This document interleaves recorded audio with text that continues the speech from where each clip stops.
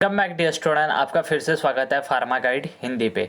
तो dear student, आज के इस टॉपिक में हम बात करने जा रहे हैं एंटीसेप्टिक एंड डिसइंफेक्टेंट नामक चैप्टर, जो कि फार्मास्यूटिकल केमिस्ट्री सेकंड मतलब डी फार्मेसी सेकंड ईयर में आपको पढ़ने के लिए है।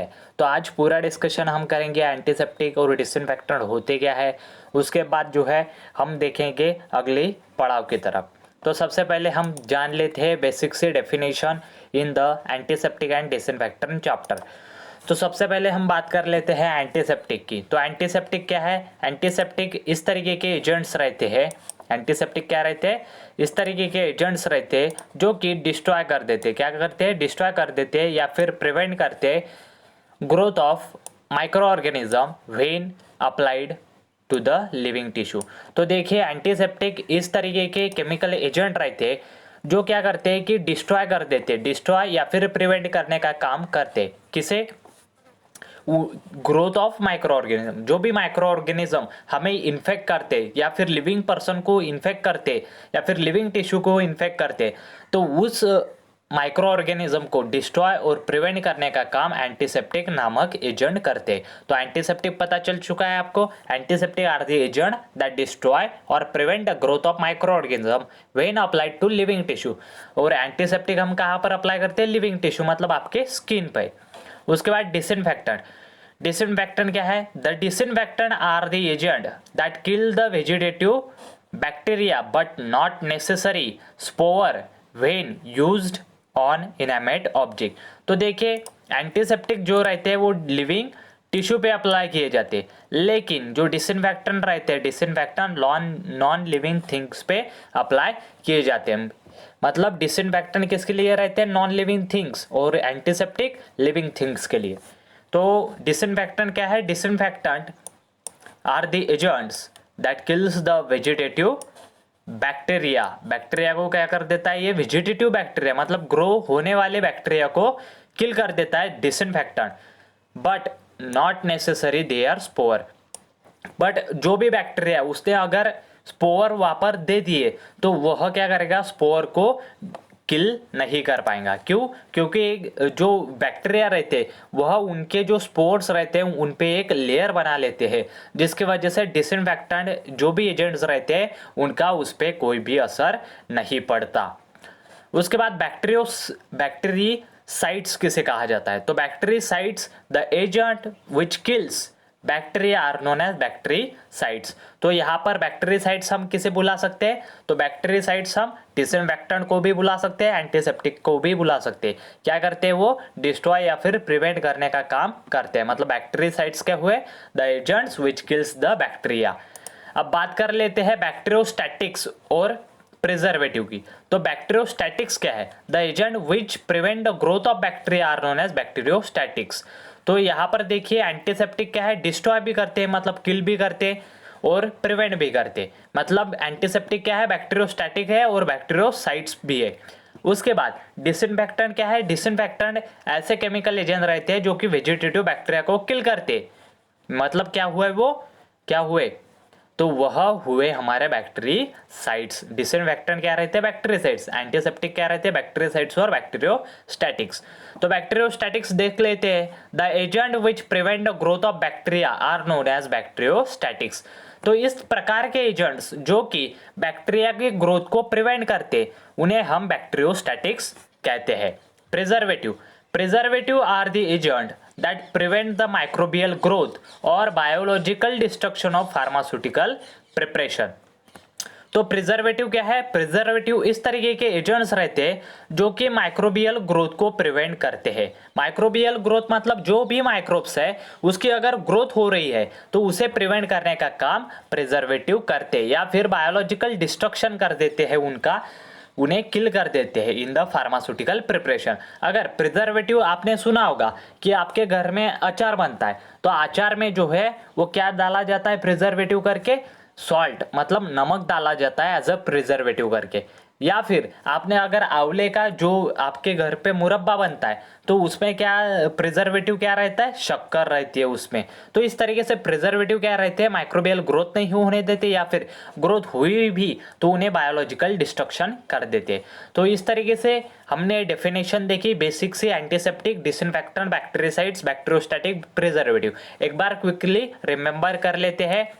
एंटीसेप्टिक क्या है, antiseptic are the agents that destroy और prevent the growth of micro organism when applied to the living tissue. Disinfectant क्या है, disinfectant are the agents that kills the vegetative bacteria but not the necessary spore when use on inanimate object. Bactericides क्या है, the agents which kills the bacteria are known as bactericides. उसके बाद bacteriostatics क्या है, the agents which prevent the growth of bacteria are known as bacteriostatics. उसके बाद preservative क्या है, preservative are the agents that prevent the microbial growth and biological destruction of pharmaceutical preparation. अब पहले तो हमने डिस्कस कर लिया एंटीसेप्टिक, डिसइंफेक्टेंट क्या रहता है, बैक्टीरियोसाइड्स क्या रहते हैं, बैक्टीरियोस्टैटिक्स क्या रहते हैं, और प्रिजर्वेटिव की डेफिनेशन देख ली। अब हम बात करेंगे क्लासिफिकेशन, एंटीसेप्टिक और डिसइंफेक्टेंट का क्लासिफिकेशन किस प्रकार से किया गया है, वर्गीकरण किस प्रकार से किया गया है, तो उसके रिलेटेड अभी हम डिस्कशन करेंगे।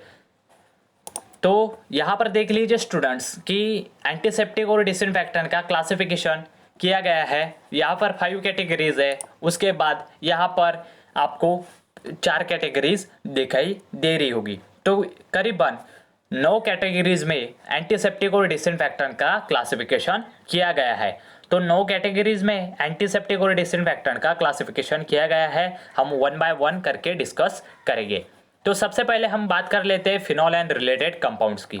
तो फिनॉल एंड रिलेटेड कंपाउंड्स ऐसे कंपाउंड्स जो कि एंटीसेप्टिक और डिसइंफेक्टेंट प्रॉपर्टी पजेस करते हैं, मतलब जो बैक्टीरिया की ग्रोथ को प्रिवेंट करते हैं या फिर बैक्टीरिया को किल कर देते हैं। इस प्रकार के फिनॉल के साथ है होने वाले एंटीसेप्टिक और डिसइंफेक्टेंट, उनके एग्जांपल्स है लिक्विफाइड फिनॉल, क्रिजॉल, क्लोरोक्रिजॉल, क्लोरोजाइनेलॉल और हेक्साक्लोरोफिन। अब बात करते हैं दूसरे कैटेगरी की, अल्कोहल एंड रिलेटेड कंपाउंड। इस प्रकार के एंटीसेप्टिक और डिसइंफेक्टेंट जो कि जिसमें अल्कोहलिक क्वांटिटी पजेस करते हैं या फिर अल्कोहलिक ग्रुप मौजूद रहता है। For example ethanol, isopropyl alcohol. अब बात कर लेते हैं हम अल्डेहाइड ग्रुप की। तो अल्डेहाइड ग्रुप इस प्रकार के एंटीसेप्टिक या फिर डिसइंफेक्टेंट जिसमें कि अल्डेहाइड ग्रुप प्रेजेंट रहता है। तो फॉर्माल्डिहाइड एक उत्तम उदाहरण है जो कि एंटीसेप्टिक और डिसइंफेक्टेंट करके एक्ट्स होता है। उसके बाद कार्बोक्सिलिक एसिड का भी सेम इसी प्रकार से, जिसमें कार्बोक्सिलिक ग्रुप प्रेजेंट रहे, जिस एंटीसेप्टिक और डिसइंफेक्टेंट एजेंट में कार्बोक्सिलिक ग्रुप प्रेजेंट रहता है उसे हम कार्बोक्सिलिक एसिड एंटीसेप्टिक या फिर डिसइंफेक्टेंट कहते हैं। तो उसका एग्जाम्पल है बेंजोइक एसिड। उसके बाद हेलोफोर्स। हेलोफोर्स इस प्रकार के हेलोजन एटम्स रहते हैं जो कि उनका फॉर्म करते हैं किसी भी अनदर कंपाउंड के साथ। तो किसी अनदर कंपाउंड के साथ जो है वो उनका कॉम्बिनेशन फॉर्म करते हैं और प्रॉपर्टी पजेस करते हैं एंटीसेप्टिक और डिसइंफेक्टेंट की, मतलब वो भी बैक्टीरिया को किल करते हैं। तो उनका एग्जांपल है आयोडोफॉर्म, पोविडीन, आयोडीन। अब बात करेंगे हम हेवी मेटल कंपाउंड्स की। तो हेवी मेटल्स कंपाउंड्स में इस प्रकार के हेवी मेटल्स जो कि एंटीसेप्टिक और डिसइंफेक्टेंट प्रॉपर्टी पजेस करते हैं और जो कि कॉम्बिनेशन बना लेते हैं, जैसे थायोमर्साल। थायो का मतलब आपको पता होगा, आप जो है वो डी फार्मेसी फर्स्ट ईयर में पढ़ चुके होंगे कि थायो किसे कहा जाता है। थायो रेफर्स टू सल्फर, तो सल्फर को थायो कहा जाता है, थायोमर्साल। उसके बाद सिल्वर प्रोटीन।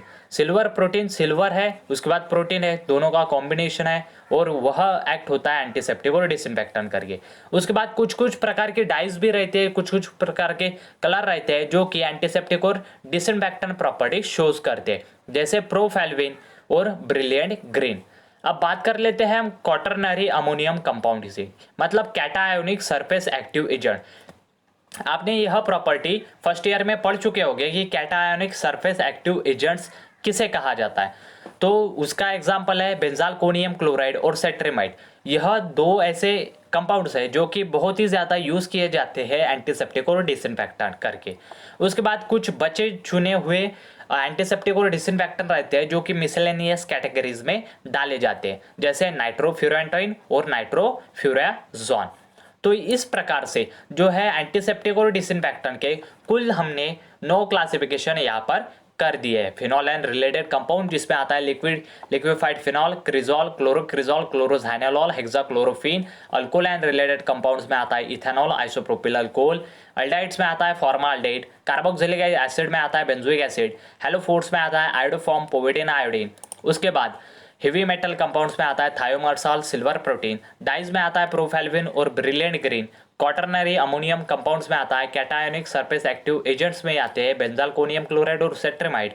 और मिसेलेनियस कैटेगरी में एंटीसेप्टिक और डिसइंफेक्टेंट आते हैं नाइट्रोफ्यूरेंटोइन और नाइट्रोफ्यूराजोन। अगले वीडियो में हम बात करेंगे एक एक कंपाउंड्स की जो कि एंटीसेप्टिक और डिसइंफेक्टेंट प्रॉपर्टी पजेस करता है।